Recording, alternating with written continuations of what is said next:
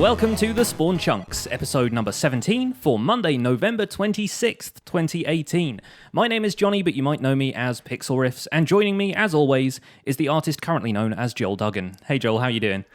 I'm doing fantastic. I like that intro. I'm looking forward to the day. You know how Prince sort of vaguely changed his name to a symbol at one point and became the artist formerly known as Prince? I'm waiting for the millennial version of that, which is somebody who is just winky face emoji, or the artist formerly known as, I don't know, Grimes or someone. I'm kind of out of touch with modern music, as you can probably tell. I'll just turn my name into a picture of pancakes. The artist currently known as Pancakes. Yeah, sounds good. Sounds good. So, Minecraft. Back here again. How is your Minecraft life going? What have you been up to this week? It was good. It was kind of shoot by the hip this weekend. I did not get any game time all week long, and that's fine because, adulting. Yes. But this weekend I took some time off to stream yesterday, shortly after you, I believe. And I logged in without a plan. I just logged in, and the first thing I said to stream was hello, I've got no idea what I'm going to do. So we just started walking around. We just started walking down through the Dartmouth Meadows and passed by Cosmic Dancer's new house on the server and noted that it was looking very nice and flowery, but was not connected to the path. And I thought, ooh, I'll connect it to the path for her if that's okay. She was in the chat, so she said, yeah, sure, go for it. So I did that, and that was fun.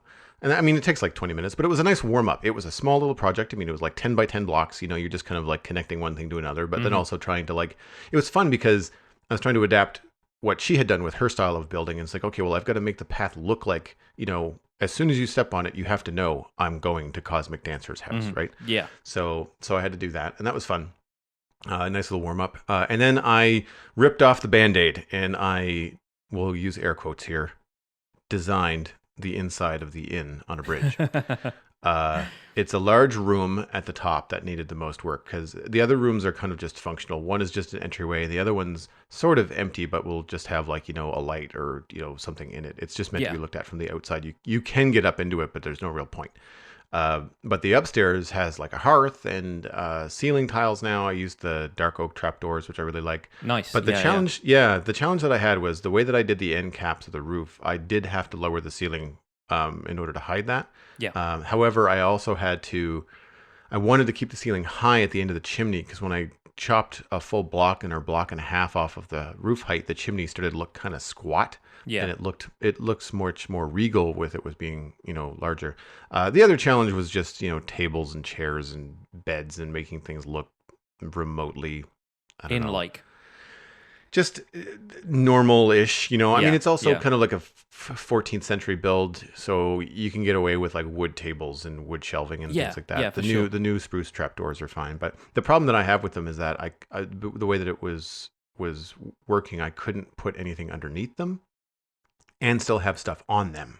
Yeah. So it's a real issue. I wish there was a way that you could craft tables in vanilla Minecraft because it really does suck the life out of a really nice outside build. Not to toot my own horn, but I'm quite proud of this inn. Yeah, for sure. And then you walk inside and you're like, okay, well, there's a couple of default Minecraft beds. I've got banners hanging on the walls that look like curtains, and they look okay.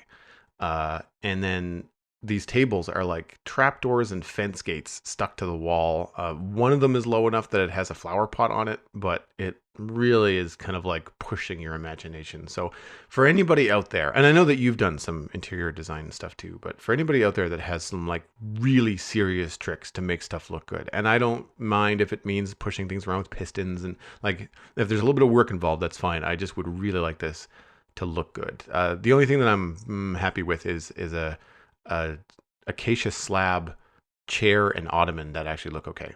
Nice. Yeah, it's difficult to.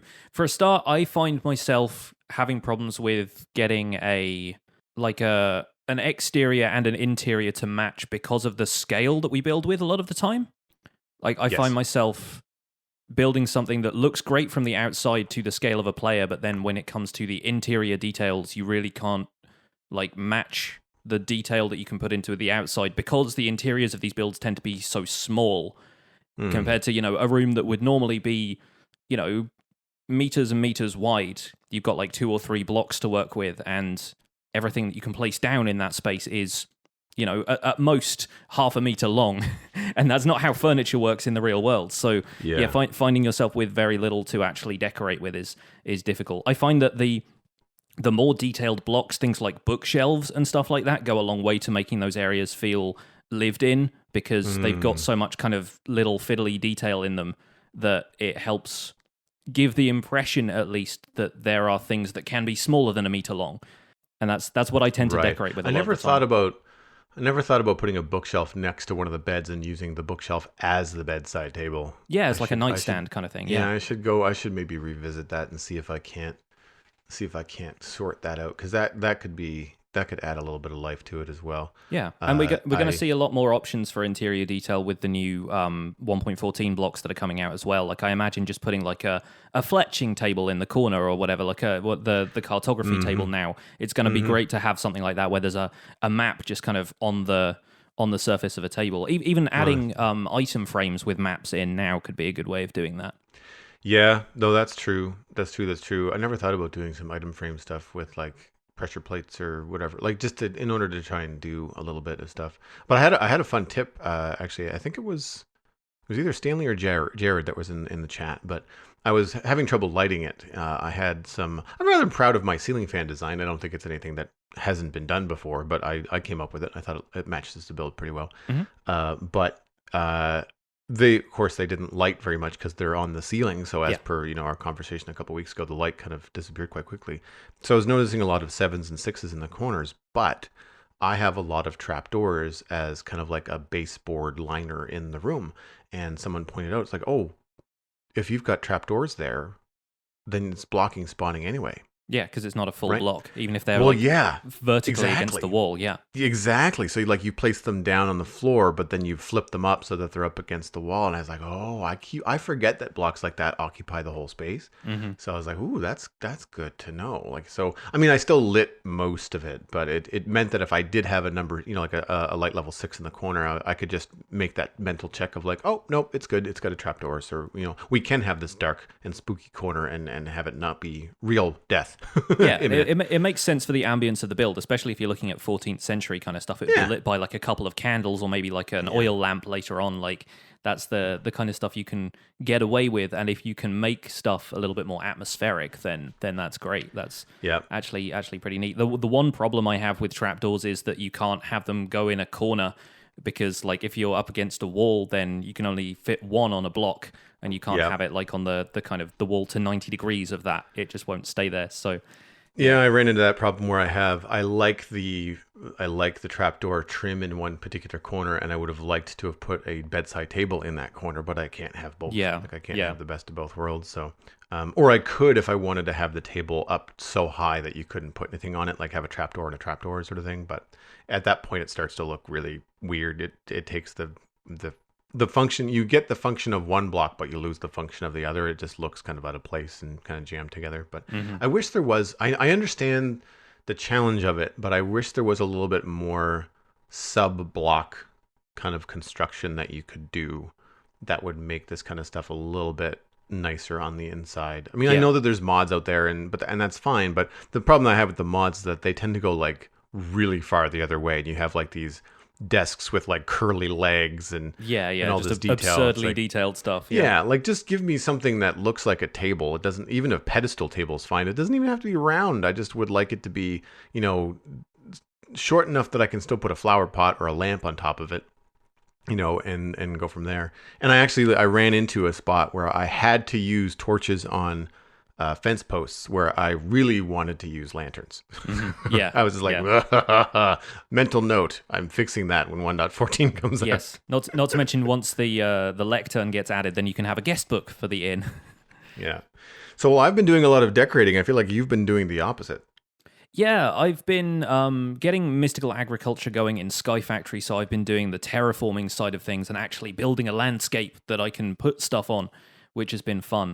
Mystical Agriculture is one of my favorite mods in Sky Factory because it basically gives you access to everything once you can make flowers that will grow it. So literally all you need in the case of like if you want to grow iron, you need 4 iron ingots and some of this stuff called Inferium, which is just like a modded essence block, basically. And then you can create a plant that grows iron essence for you. And then from that, you just put 8 of that in a crafting interface and you get yourself, I think, 6 iron ingots or something like that. So now I'm at the point where resources are becoming much less scarce and all of the mods are kind of working for me to make all of this stuff. And of course, the first thing I do, to the utter confusion of everybody watching me, is make a bunch more dirt and a bunch more stone so I can build a bigger island. And so, yeah, I'm slowly landscaping this place so that it actually looks like Minecraft terrain, or, you know, my own version of Minecraft terrain where I'm building everything from scratch. And people are like, why are you doing all of this? You know, normally people get into like nuclear reactors at this point. And I'm like, guys, relax. I've got this. I want to build a greenhouse for all my new plants. And then, you know, we're going to get going from there. I think the next step is to build what I typically call horrible computers, because it's the mod is just so intricate and stuff, and requires you to make all of these circuits and stuff before you can make a computer. But it's one of those computers that when you open it up, it can store, you know, hundreds of thousands of items for you all in a compact space. Like it's basically creating hard disk storage for you in the game so that you can manage your inventory as though it's a single enormous chest, and get rid of all of those, you know, cluttery chests that have been strewn about your island for the last however long. So I'm kind of looking forward to getting that done. It'll make things a little bit easier. But I kind of want to build one of those inside of a giant computer, in a kind of Hitchhiker's Guide to the Galaxy deep thought sort of thing, where it's just a giant representation of a computer that just has this tiny little interface on the front that I can talk to.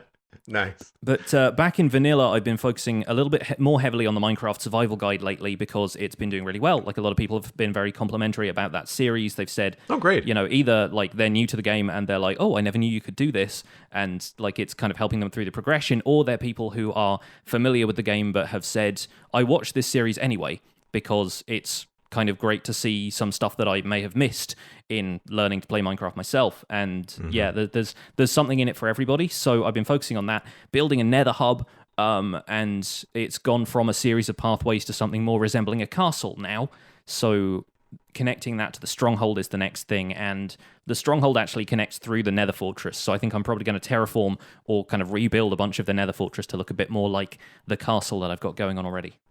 Nice. So when you build nether tunnels and nether hubs, like, do you decorate the tunnels? Do you color code them? Do you pick a pattern that's like, you know, 5, 7, or 9 blocks long and just repeat it, or do you do something else entirely? That's typically what I do. Yeah, the latter of those. I tend to just pick like a walkway kind of style that means that I won't be able to just jump over the edge everywhere. And something that's relatively ghast proof. I think this castle is probably one of the more ornate style things I've ever done, but it's just a castle corridor right now. It's got a red carpet. It's got, you know, 4 block wide walkways, and, you know, fences and a little bit of sort of archways either side of it, just all sealed in with wool and stone brick. And that's coming together pretty well. I do want to actually turn it into something more like a large build rather than just being a series of corridors, but I'm not sure quite when I'm going to do that, because I still want to move the, you know, progression of the series along and kind of get to fighting the Ender Dragon and the Wither and everything like that. So that's going to take shape slowly.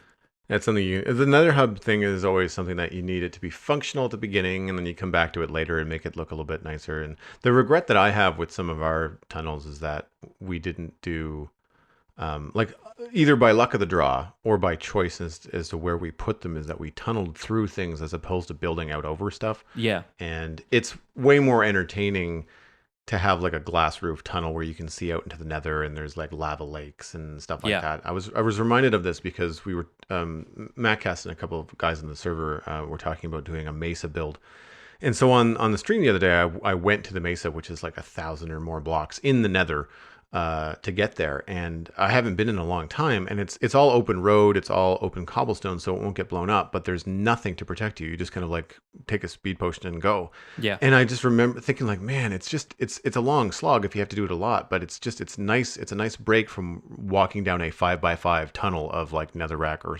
stone or whatever you've got going on. And I much prefer, you know, more scenic tunnels. So I think the next time I do any kind of nether building, I'm going to try and keep it as open as I can for as long as I can. I mean, obviously at some point you might have to block stuff off so you don't get blown up, but it's one of those things that once you've got some glass down, like, I do really like the idea of being able to see out into it. For me, the mistake that I made was the nether hub looks really good from the inside. Yeah. When you're approaching the nether hub from the outside, you're like, wow, what is going on It's here? just this mess of weird blocky shapes and like a whole lot of everything. Yeah. And I mean, it would be a simple thing to fix. Like I would just have to go out, just give a perimeter farther than the inside walls and just kind of like build something up and have it just be like pretty uniform, either, cylindrical or something tower-esque or something, and have it look like, oh, okay, that's obviously the hub, easy to see from far away, that sort of thing. But we just, it's one of those things that is such a big build.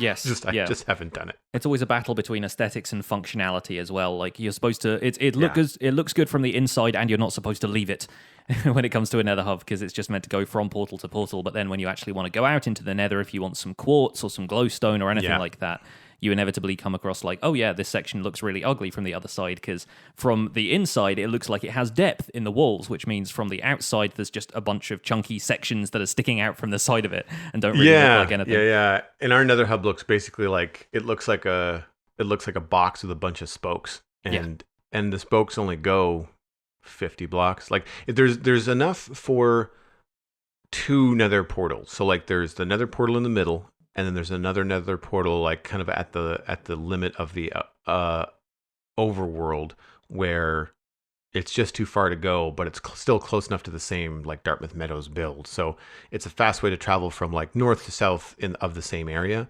But then after that second portal, you're just open nether. It's just cobblestone like walkways and hope.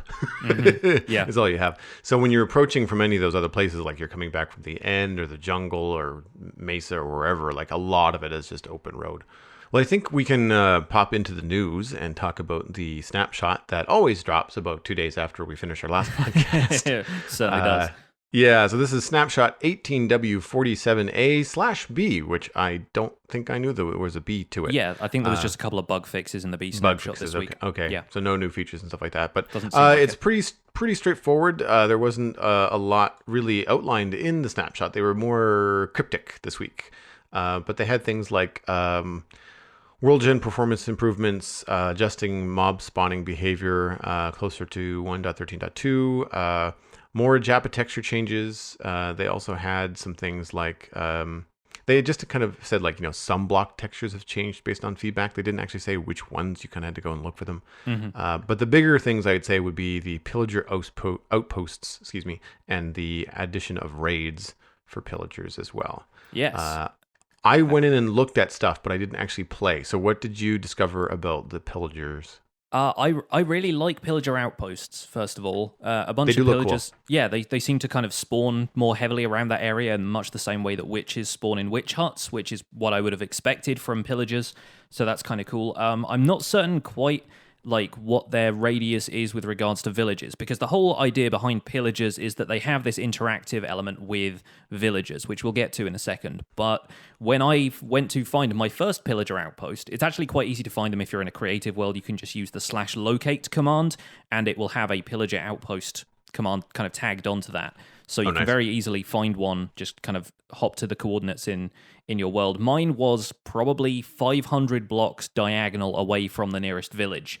So I'm not entirely certain how you're meant to, travel between the two, like if those two are meant to have any kind of interaction.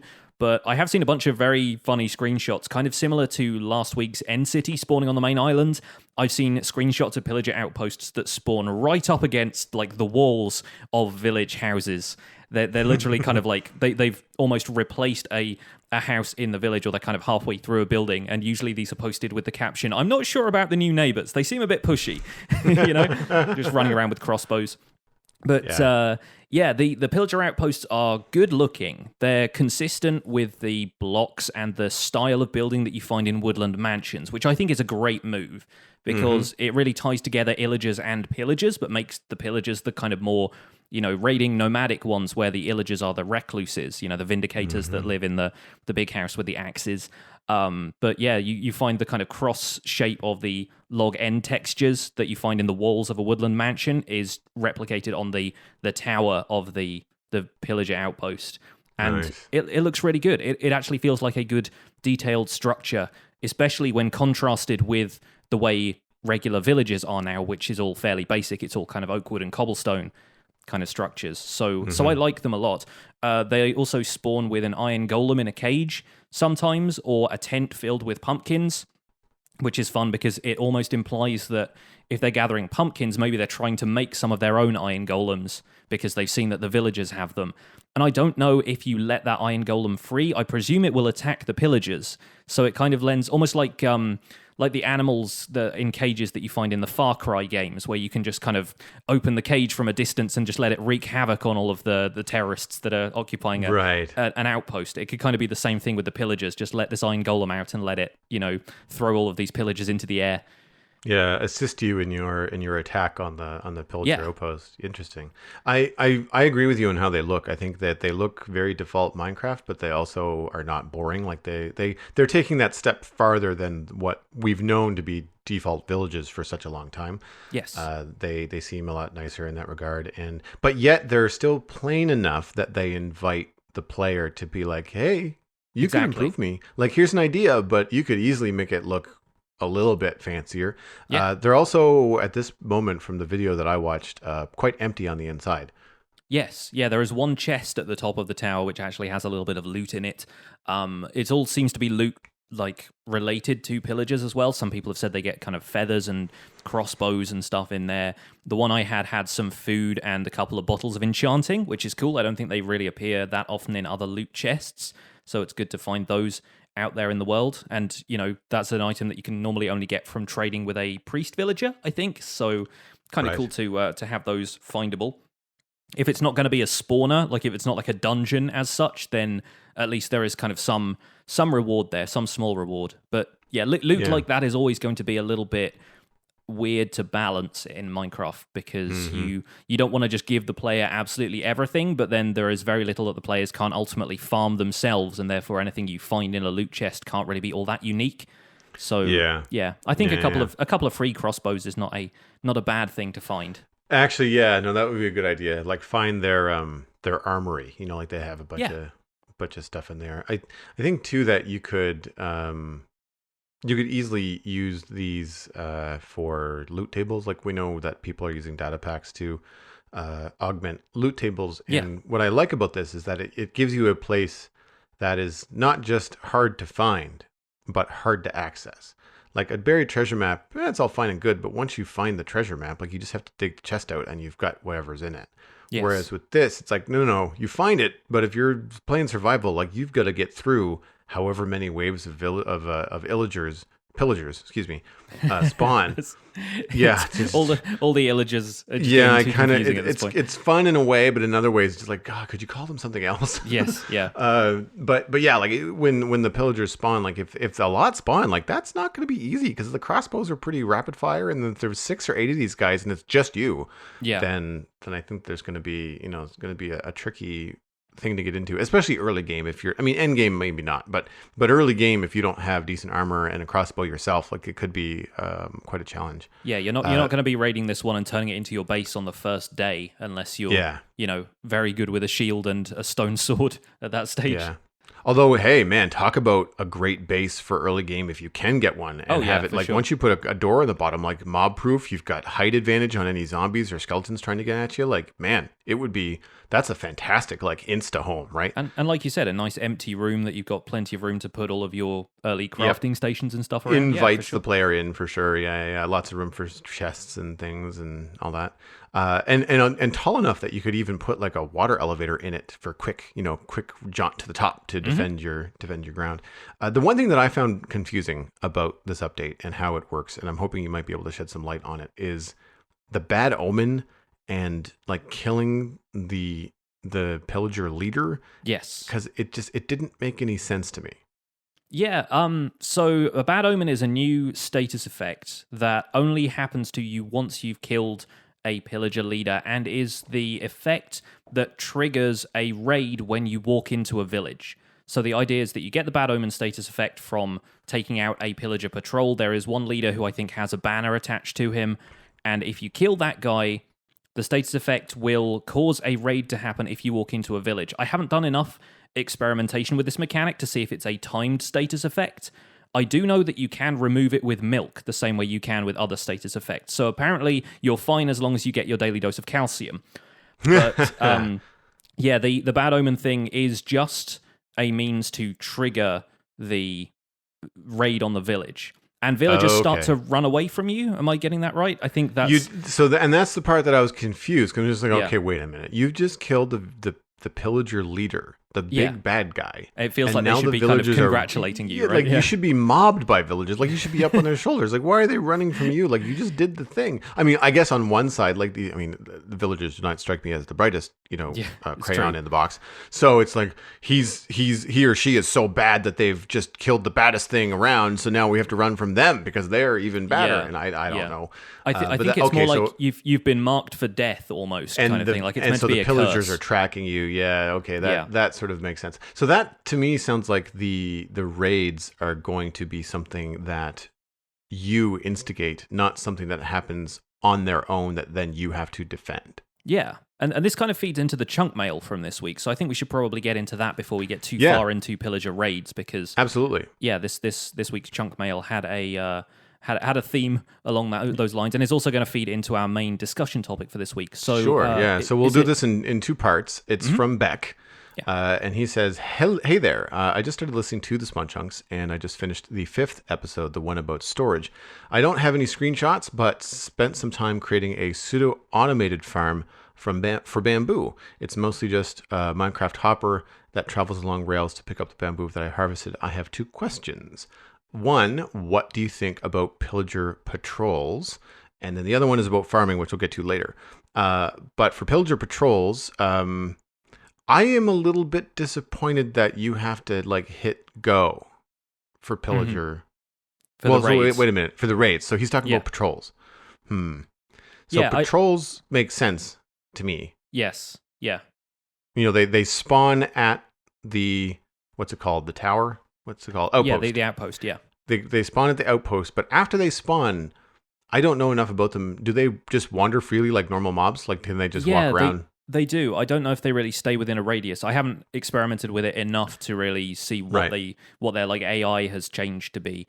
But I feel like they do just sort of wander around. I definitely saw them getting, tens of blocks away from the outpost while I was flying around it in creative. So it kind of makes me wonder, like, if you're in the area, if you're in enough chunks that this thing is loaded all the time, if it's just constantly loading pillagers, and if those patrols I'm assuming they would probably operate under the same sort of mechanics as regular mobs. Like, if they're more than 32 blocks away, then they'll not move, and if they're more than 128 blocks away, then they'll despawn automatically and stuff like that. I mean, those are all assumptions, but because I can't see them really changing that specifically for these guys. But it does kind of question, like, with patrols, like, if you are close enough to these things, if it just kind of keeps on churning out pillagers and they keep on doing patrols. I like the idea of running into a bunch of mobs, because one of the things that I would say is, we won't say a complaint, but something that I feel could be a little bit better about the game is some medium level survival challenge. Once you get to the point where, creepers and skeletons are really not a big deal, then nothing really phases you in the overworld. But if you're out exploring, looking for a new place to build something, and even if you've got all your decent gear on and you run into 5 of these guys, like, you're probably going to win, but you're not going to be able to go in there, sword swinging and without thinking. Like, you're going to have a strategy. You're probably going to have to put some distance and figure out what's going on. And if there's more than 5, like, if you stumble upon an outpost, like, you might have to retreat. Like, you might have to back up and really think about what you're doing. So I like that addition. It's also going to be a good signifier of, like, an outpost is nearby. If you happen to run into them, but you haven't noticed from a distance that the outpost is there, you're like, oh, pillagers, wait, I should look around here, because they'll have an outpost. What's their range? Like, how far can they actually wander? Yeah. I wonder if it's similar to, like, because passive mobs they'll just wander forever. Like, I've had a llama that I've tamed, and they've gotten loose from the pen, and they've walked 1,000 blocks. Like, they just wander all over the place. So I'm wondering if that might be the case with pillagers. With raids, just to kind of spin off of patrols, I am a little disappointed that it's something that you have to, like, kind of quote unquote hit the raid button. I was kind of hoping that it would be something that you'd have to deal with, like, either as a timed thing, or I can't remember what the name of the mod was in your Harmony pack. Blood Moon. But Blood Moon. Yeah. So that I thought was really cool because it was like there's a certain number of days or cycles or something that would go by, and then you'd have to deal with essentially a raid. Yeah. And I would prefer it to be that, but that's just me. I'm sure there's something to be said for younger, newer players that don't necessarily want that to happen immediately. Yeah, younger players, newer players, and if it's a random event, then there's nothing to really stop it happening within the first night of your world when you're not really prepared for it, and then you kind of get screwed over pretty quickly. Yeah. So I think it's really ultimately a balance between what they've said their strategy is when it comes to big events like that, and the reason they haven't included stuff like natural disasters in Minecraft. This was, I'm paraphrasing at least from the developer panel they did at the end of Minecon. I recall this, yeah. They want the player to be the trigger for events like that happening if there is potential for it to do some great harm. They want the player to at least, put the last wither head on the thing that summons the wither so they know what they're getting into. And so the bad omen thing, I think, is a way of the player being able to control something like that so they don't have to have their village immediately wrecked as soon as they stumble upon this village they've been looking for ages. Because, lest we forget, the average player is not necessarily going to be looking up the locations of village on a mapping tool. They're probably just going to stumble into one, especially if they're on platforms which don't have such great mapping tools. I've actually been told there is a good one for Bedrock editions of the game. Some folks on the Survival Guide episodes told me that there is a mapping tool that will help you find certain biomes in Bedrock, but may not necessarily be able to help you find villages. So if you just stumble into one of these, you think, great, finally some stuff like some villages that I can trade with, and let me lock this place down and actually get a villager breeder going and stuff like that. And then as soon as you get there, a pillager patrol comes through and wipes out the entire village, you're back to square one. And, obviously there is the option of curing zombie villagers and stuff like that, but it's a bit of a pain when you can just find them and have easy access to a bunch of trades right off the bat. So I think the raid mechanic, while it's not necessarily going to appeal to everybody, and people want the Minecraft world to have some sort of agency of its own, I think giving the players agency over it is probably a good thing for the holistic experience of Minecraft for absolutely everybody who wants to play. Mm-hmm. So the thing I think about these is if you add a few traps to the village and make sure the villagers themselves are protected, you've basically turned survival Minecraft into a tower defense game. Because what happens when you go in with a bad omen is a raid starts, a kind of boss health bar appears, and then waves of stuff attacks you. So you can almost turn that into some kind of like survival-based minigame where you're in the center of a village, all of these mobs are roaming around, they're trying to get to you, and you can set up, dispensers with arrows in, magma blocks for them to walk over, like lava pits and stuff like that. You can actually turn it into something of a minigame. And I like the potential for stuff like that happening. And maybe you have to protect your villagers pretty heavily, put them in cells and stuff so that they're not going to actually get attacked and killed.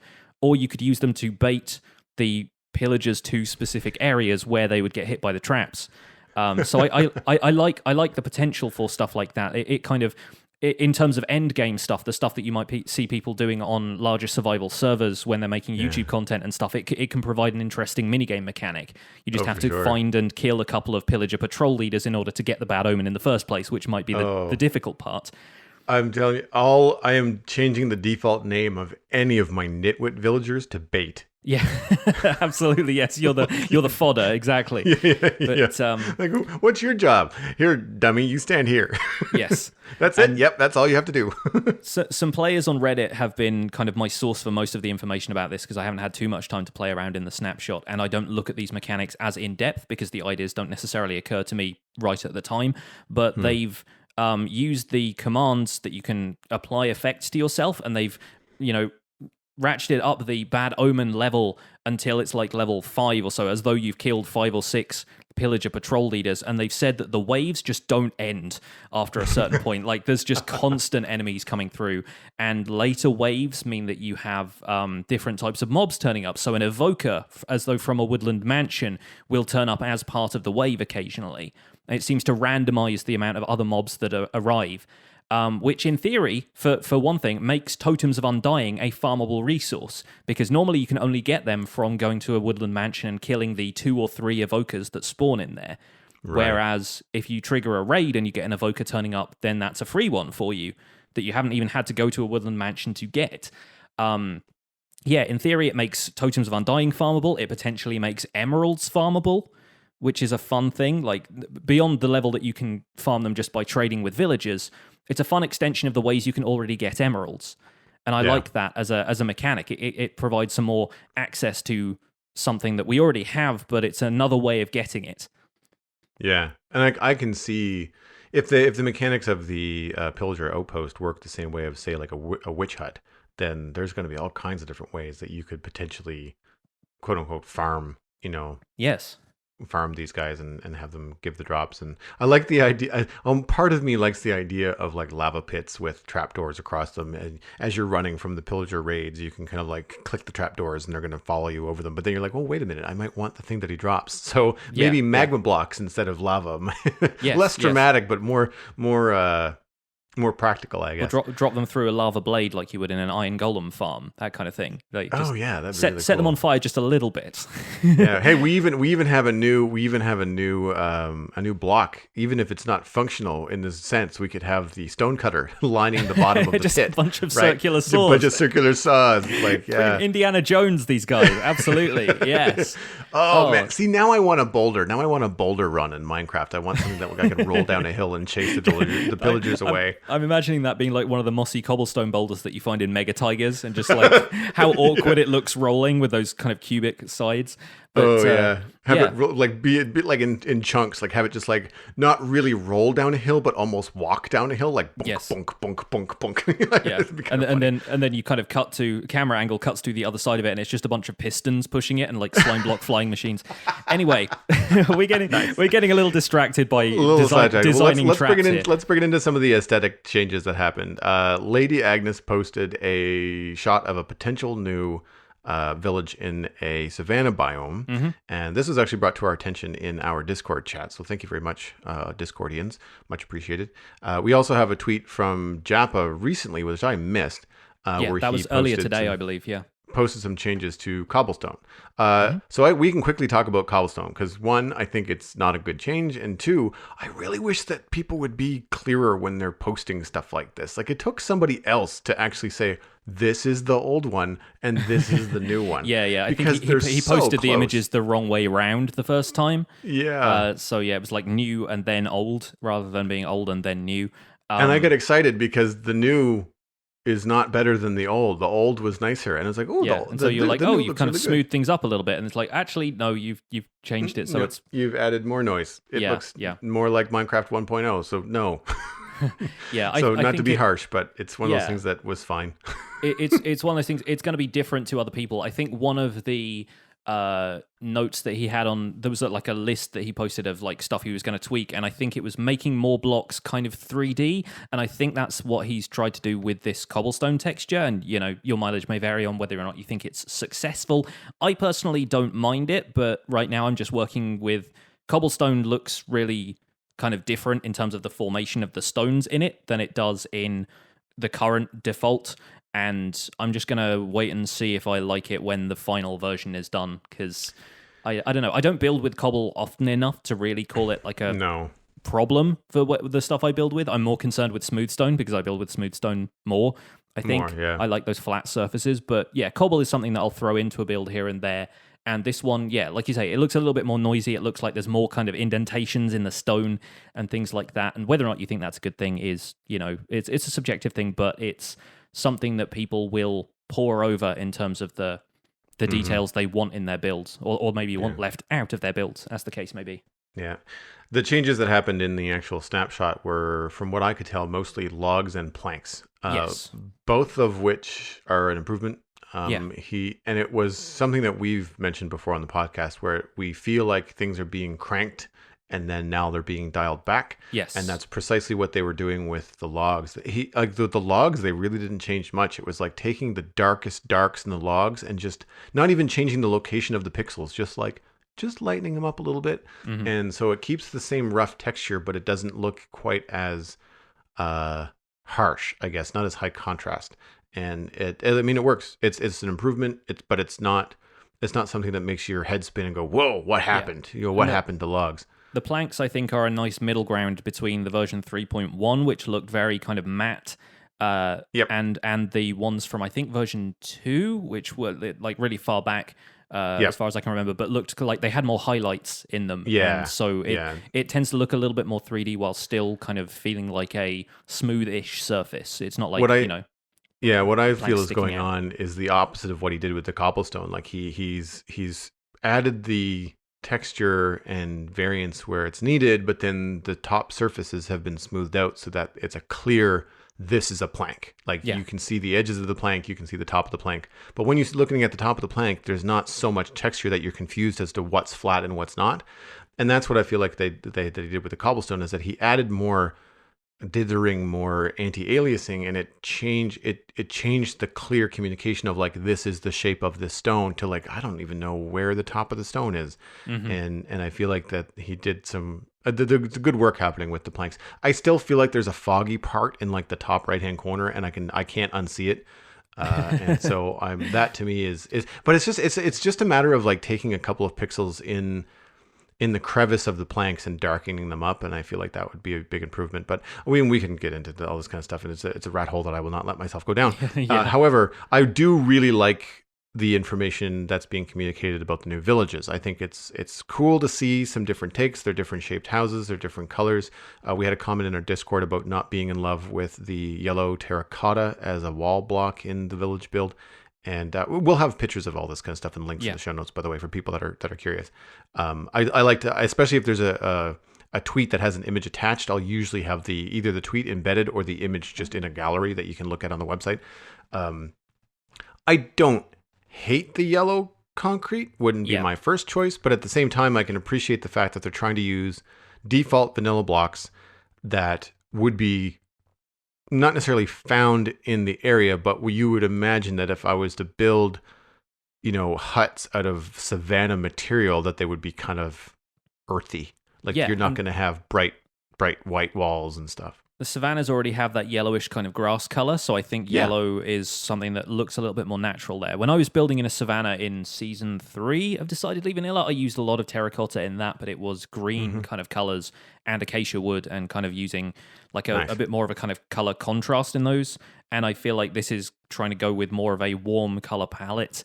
And I think, they're looking. I like the differences in the designs of the houses more so than the materials that they're using. I'm looking at the designs and thinking, that stuff actually looks at home in a savanna, in a warmer climate. They've got a little bit more air to them. It's not like the kind of like steepled roof kind of houses that you get in a normal village. Like everything has more of a flat roof and maybe an overhang, and that stuff looks great. I think they're doing a really good job of making them look like they fit the environment more, and it's getting me excited to see what the other villages end up looking like once the complete overhaul has happened.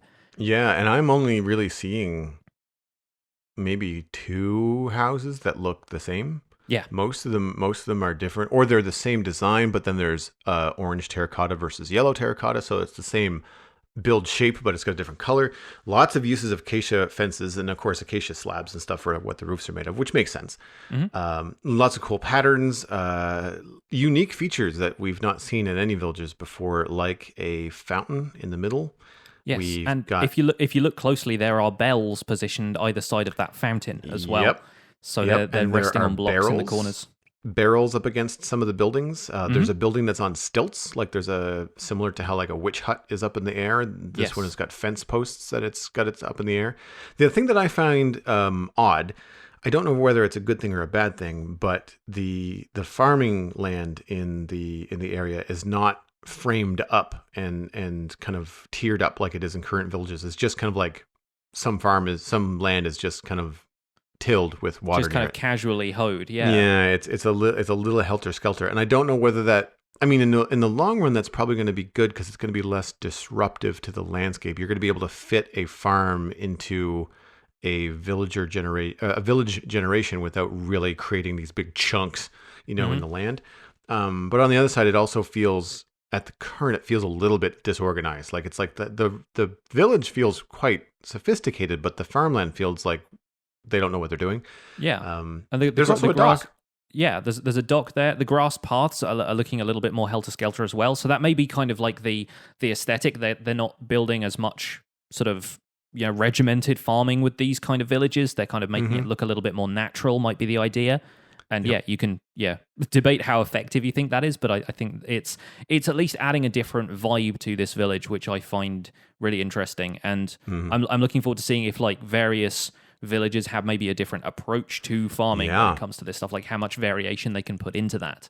It would be really cool if like savanna villages and jungle villages are maybe a little bit more like hut-like and rural, whereas maybe dark oak or oak plains villages, maybe they're a little bit more organized with straighter roads and, you know, different shaped buildings. There's no church in this picture. So like if they're changing the way that villages are generated, maybe they're also going to give us some variation between the different biome villages, as in like the type of villages, the state of organization, that kind of stuff. Anyway, it's really cool to see. It's the kind of thing that they're opening up the curtain to show where they're going, and to me it all looks, you know, unique and fun. I think you're still going to run into weird situations where like one of these things is going to, you know, spawn across the top of a ravine, and one of the houses is going to be like half gone, and like that kind of stuff I think is inevitable, but it's neat to see at this point. But I think what we can do now is maybe move on to the other half of our email from Beck. And speaking of farming, as a matter of fact, Beck wanted to know what our thoughts were about automated farming. Specifically, wanted to know what we like and do not like about existing materials for automated farming, and what about automated farming in Minecraft we would add or change. Looking forward to the next episode, Beck. Well, thanks for writing in, Beck, and appreciate the excellent feedback and topics, suggestions for the show. We're actually just going to talk about automated farming for the main topic this week. Yeah, I've only recently got into automating stuff. I'm in the habit of doing things manually because I don't always think ahead. I feel like I tend to focus on how much of a resource I need at the present moment rather than how much I need in the future. And as I've adapted my building style and my kind of style of play to larger scale projects, I've started to see the value of resource farms and kind of like high intensity automated farms. So I'm getting into that on, I'd say, a small to medium scale. I don't build like enormous things that are going to produce 10,000 drops in a minute, or you know, any of the kind of the stuff that you tend to see like the SciCraft guys making. Or like I tend not to make farms that are on a scale for supplying an entire server, which I think is something that you've done with the stuff you build in Dartmouth Meadows. Is here's a pumpkin farm, here's a melon farm. Everybody can just take whatever they want because it's always producing stuff for the entire server. I typically do single serving kind of like one player size farms. Having said that, there are certain resources that once you have a little bit of it, you have too much, which is cactus, as an example. So cactus is one of the first things I automated on this season of Decidedly Vanilla, and I have not used nearly any of it, but it's just one of those things that it's nice to have a lot of, because I plan to make a lot of cyan dye and things like that, so if I want it, I've got it. And that's kind of the ethos with automated farms, really, is not only just showing off the stuff that you can do technically in Minecraft, but you know, being able to have that stuff at your fingertips whenever you need it, so it stops becoming the barrier to building something new. I like automation because it allows me to focus on building. So I'm into it lately. So I've automated sugarcane, cactus. We've got a big ink farm, which is a server-sized ink farm because I know a lot of people have been grabbing ink from that when they need it. Pumpkins and melons, and slime. Slime is another one that's really useful to have because you tend to use sticky pistons and slime blocks and stuff like that, even just for decoration. Those are nice to have. I remember I helped Mattcast build the first slime farm on the server way back. It was really early. He kind of discovered it as he was just kind of like exploring underneath his home, figuring out where he could mine, and realized that he had a slime chunk. So he wanted to figure out like, okay, what can we actually do with this? And I think he ended up having 2 or 3 in a very small area. So he worked out how to make a slime farm. And I think it was one of the first shops that he opened up. There was 2. One was a pumpkin farm or pumpkin shop because he needed all the pumpkins to make iron golems for the slime farm. And then he realized he had more pumpkins than he knew what to do with. So he opened up like a pumpkin pie store. Yeah. And then the other one was, of course, was slime. He was just like, I want quartz and I have slime. And early on in the server, that was an easy trade. I was like, sweet. Because I did not have any sticky pistons that aid in all of the automation that I wanted to do. Yeah. The thing about farms for me is that there is a tendency for technical players to just find whatever the most efficient farm design is and reproduce it. And I always find that it is overkill, at least for what I want. Again, if you're building something that's the size for the server, then yeah, maybe overkill it a little bit, especially if your server is super active. But I prefer not to do that because it tends to rely on, other people's tutorials, other people's, findings, other people kind of experimenting with the mechanics and stuff like that. And I find that if you're just reproducing the latest farm by Ilmango or Nembon or Raiseworks or anybody who creates those big farms, the only thing that sets your farm apart at that point is how you decorate it. Like, it's just the aesthetics, it's not the farm itself. And I personally, I'm the kind of person who likes to take pride in, I've done something that feels new. It kind of, as far as like being a YouTube creator is concerned, it gives people something that they haven't seen before, other than just the decoration of the outside of it. So I prefer, being able to design my own thing and puzzle my way through it. And that's how I learn. Like, the other part of it is, if I'm just following a tutorial, I can't learn how it works that way. It's like it's like saying you're an artist when all you do is trace other people's art. It just doesn't, it shouldn't apply. Like, they're two separate things. And I feel like learning Redstone by puzzling through it myself, knowing sort of the basic mechanics, and then thinking, right, how can I apply that in a Minecraft context? And I built the creeper farm based on those kind of that sort of side of the knowledge, like knowing how creeper spawning works and the fact that creepers run away from cats, and then trying to design a space where, with what I already knew, creepers could be farmed easily. And I may well have copied somebody else's creeper farm subconsciously just because that's an easy way of doing it, but I haven't gone to another video and designed my farm exactly like theirs.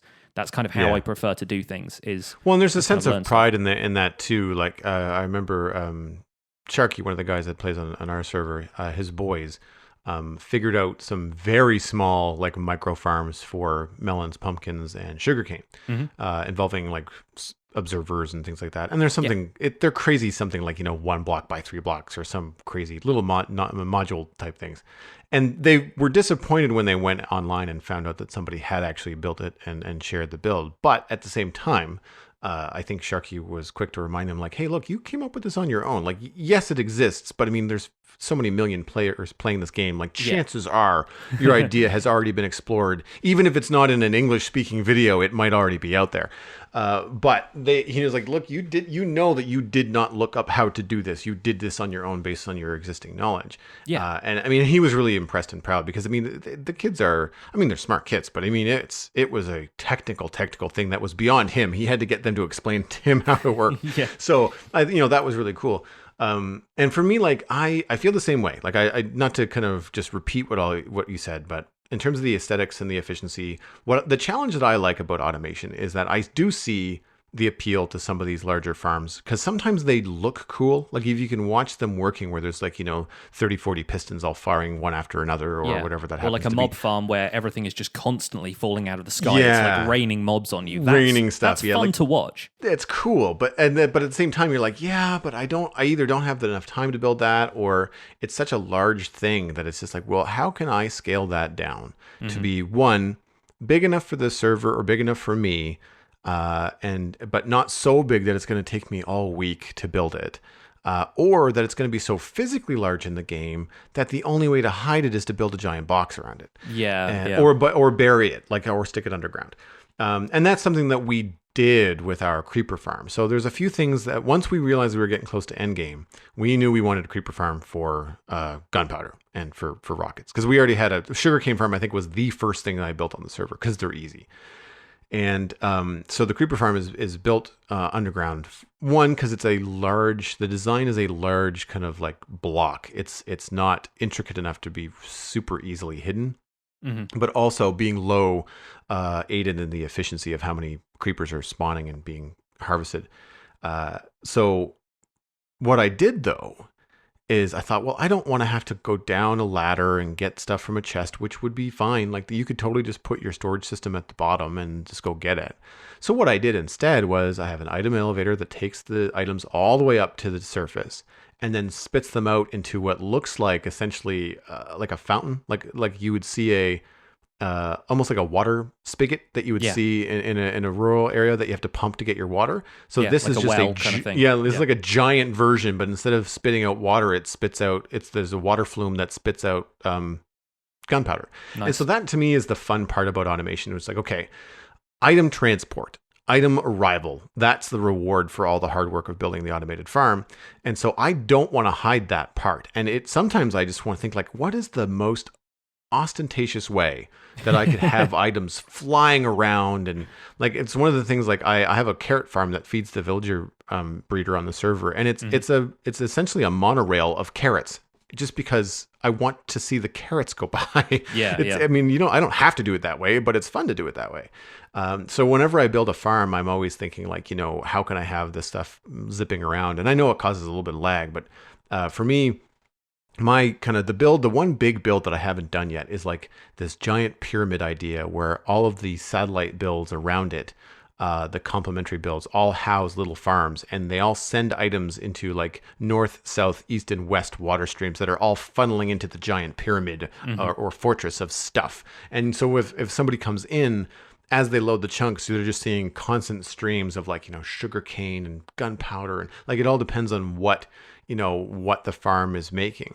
But I find that kind of stuff really challenging, like taking a large farm, like something like a Nembom or a Il Mango farm, and scaling it down and turning it into something that you can use is really cool. I also like adapting the farm to match the aesthetics. So early on, I was doing a lot of like stained glass, and we called it like neon farming because I was always lighting things up.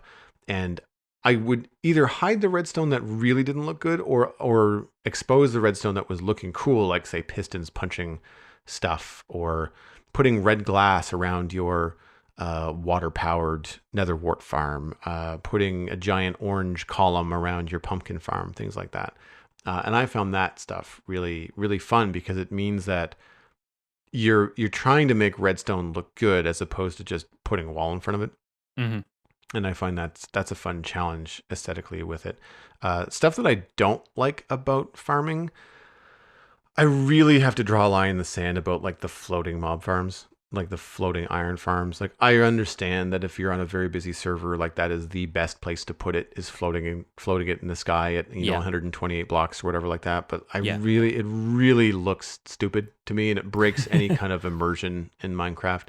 It's like the big drowned farms where there's this giant tank of water in the sky. It's like, well, cool, make that look like a giant tank of water instead of just this weird floating column with a bunch of slabs over the top of it. I like being able to make something like that into a big showpiece. Like, if you've got a big floating farm out there, turn it into an airship or something. It's what I've done with my creeper farm. Like the most, convenient place for that is like out in the water away from my mushroom island, because nothing is going to spawn on my mushroom island, so I couldn't build it on the land. So I built it out over the water, and then I was like, this can be the engine of a cruise ship, and then I started building a cruise ship around it. And you can do stuff like that. And yes, it's a huge build, so it took an awful lot of time, and it's still not done after having probably worked on this for like 2 months now.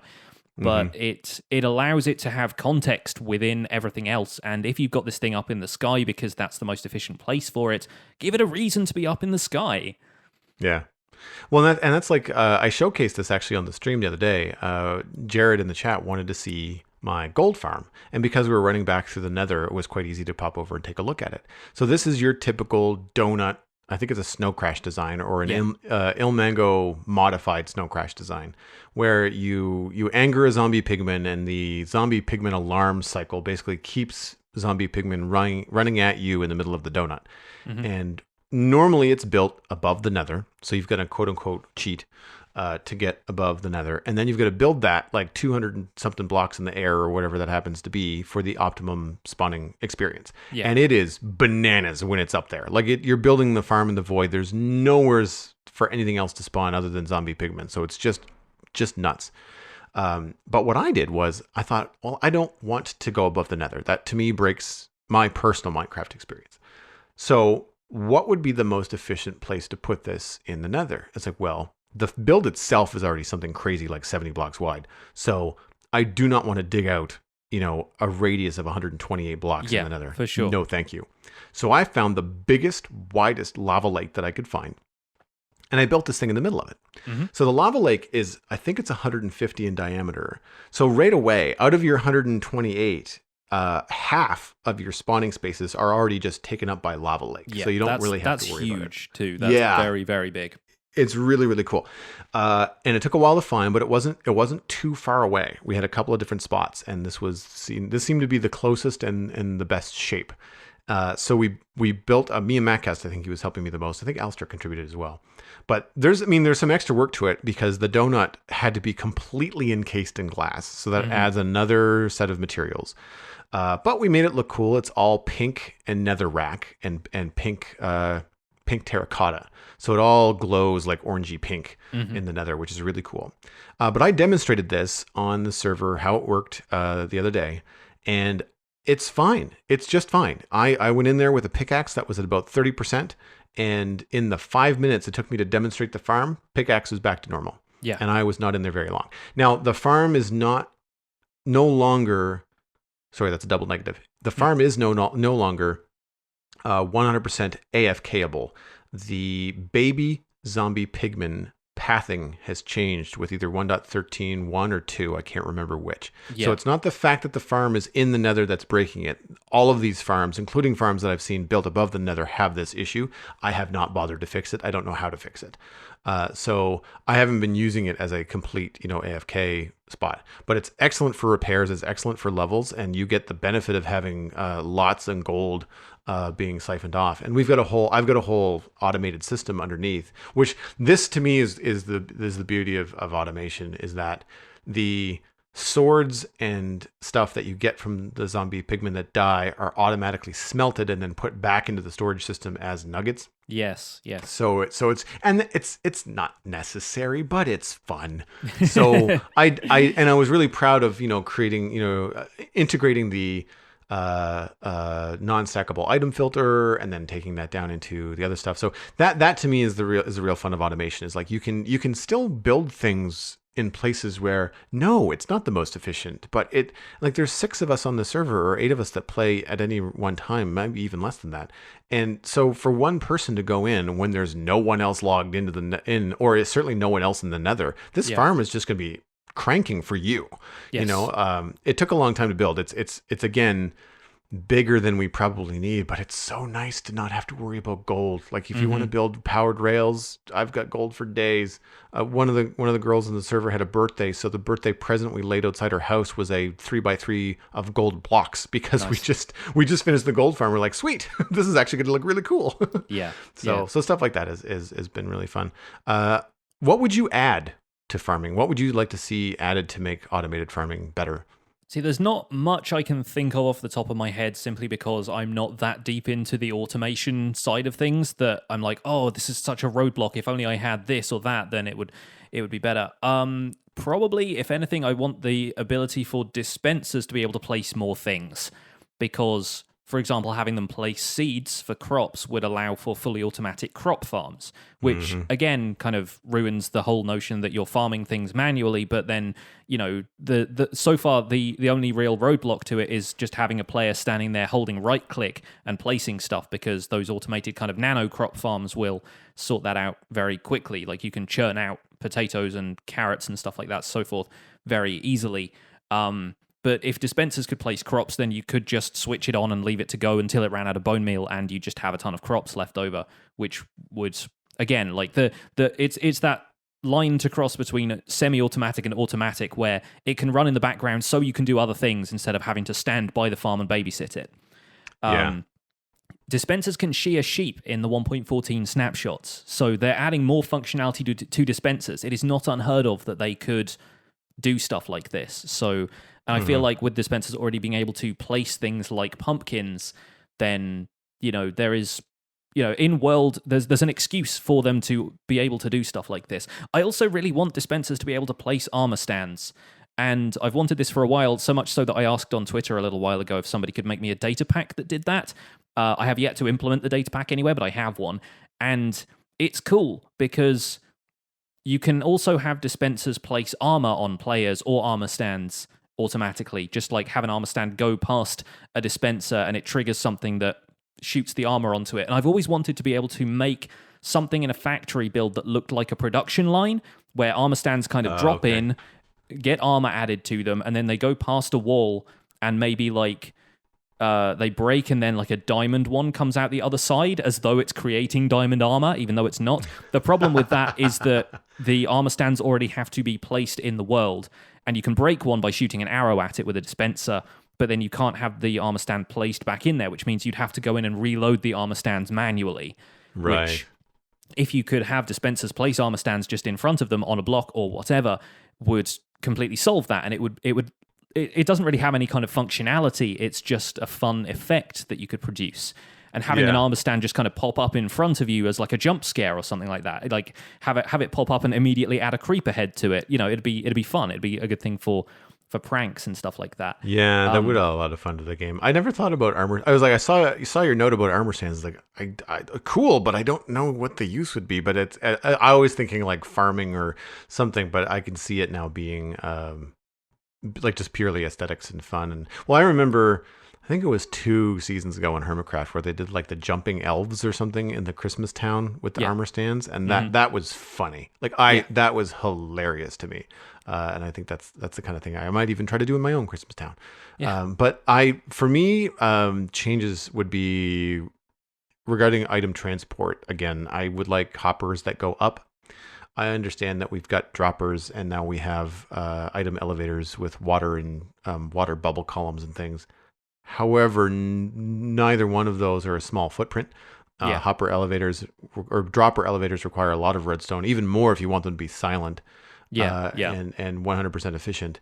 I've worked out a way to do them in that they're not lossless, but if the only thing going through them is just one thing, like you're recycling mine carts or something like that, then it doesn't matter that there's always going to be a half a dozen mine carts in your tower, because ultimately they're all just going to start cycling through.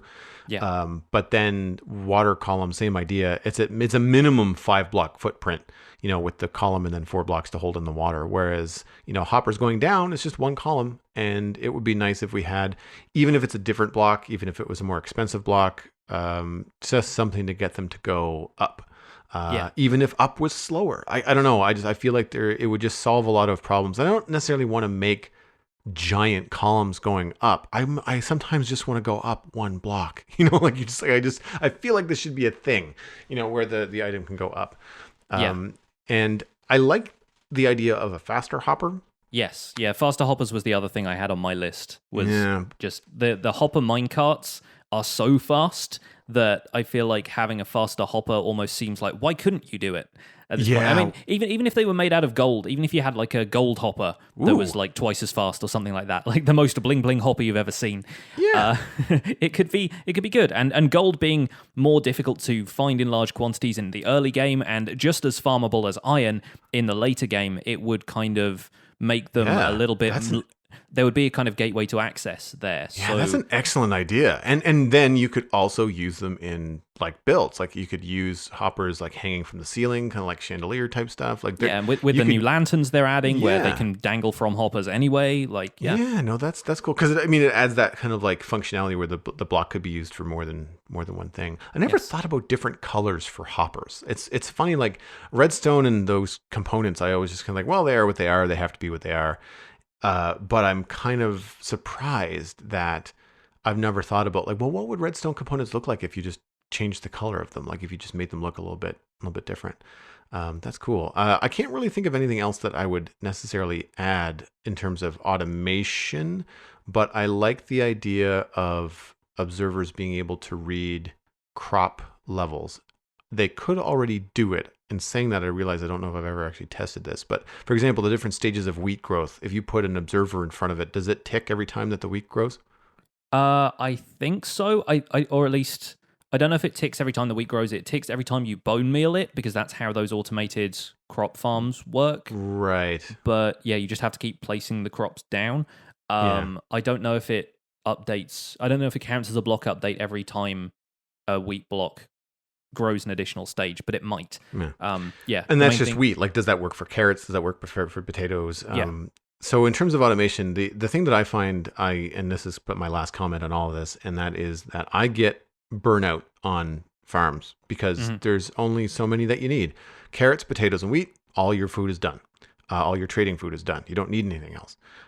Same with, once you've got your sugarcane farm and you've got a pumpkin melon farm, well, you don't need more of those either, because one farm usually does more than you ever need.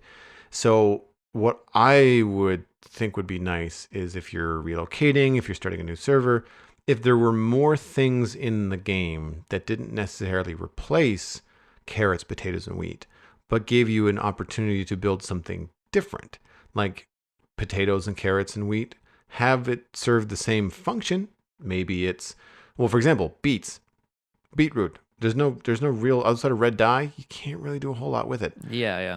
So it'd be nice if there was, I don't know, turnips and, insert a bunch of different vegetables or a bunch of different kinds of things that could be farmed in a different mechanic, like make it be something that you'd have to build a different type of farm, so that when you decide to start a new area or start a new server, you can say, I built melon and pumpkin farms last year. I don't want to do that again. Mm-hmm. Let's do something different. Let's build, and then, I don't know, cantaloupes, or, I'm stuck on melons right now, but like insert different item here that will give you the same result. Tradable things with villagers, potions that, have a, glistening melon be, something else, like an orange tree. Maybe you build an orange tree farm and you can only build them on jungle trees and stuff like that. But the end result is the same potion, and you as a player just choose if you want to build a melon pumpkin farm or if you want to build an orange tree farm.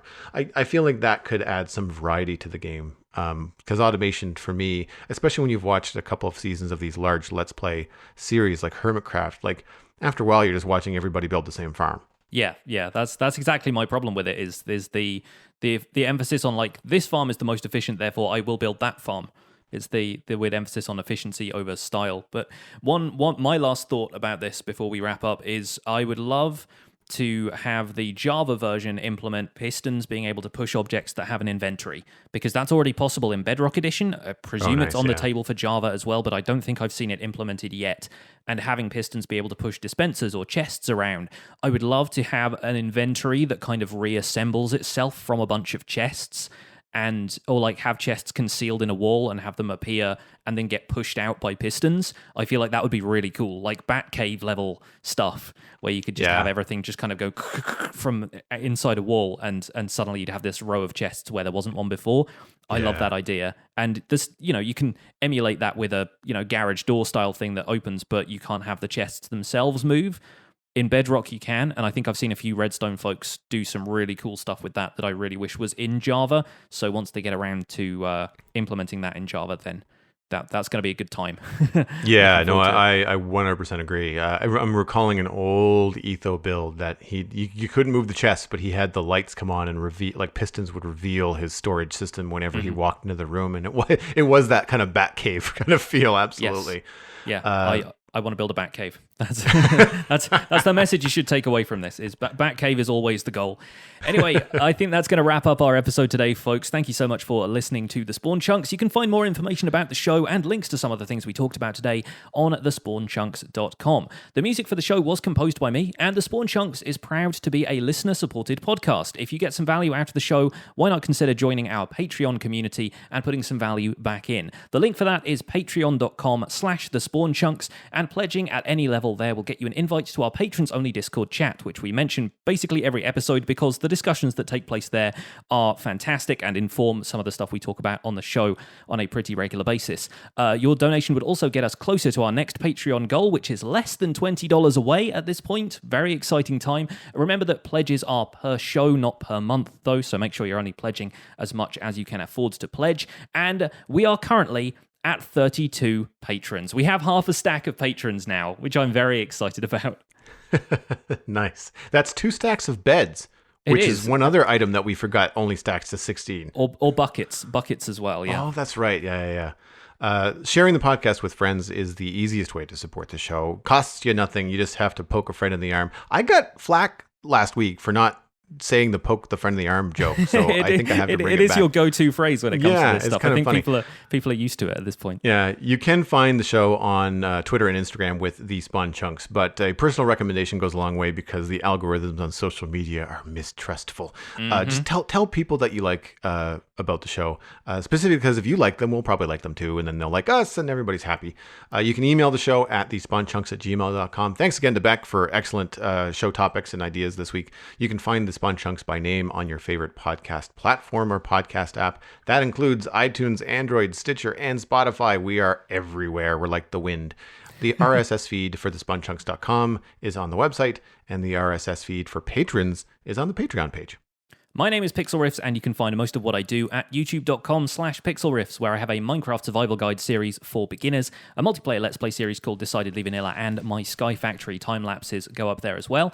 I'm also the voice for the unofficial Hermitcraft recap, which you can find through a quick YouTube search, and I stream 3 days a week on Twitch, where these days I'm mostly playing Sky Factory and dabbling in other games from time to time. Aside from that, I'm at Pixlriffs on both Twitter and Instagram. Joel, where can people find you online? Everything that I am doing online right now is on joelduggan.com, which has been revamped. It has a new web store. It has a new look. My portfolio has been updated. If you're looking to hire an illustrator or know someone that needs a designer, then pass my information along. And I'm going to plug something very specific this week, both on my store on joelduggan.com and on forgepublishing.com, which is the publishing company that I run. We have a Black Friday sale now into Cyber Monday, but this is the last day. So if you're looking to save on some prints for stocking stuffers, there are only a few copies of Piper's book left on Forge Publishing. So check that out at forgepublishing.com/shop or joelduggan.com/shop. Thanks for visiting the Spawn Chunks. The world outside is infinite and sort of automatic.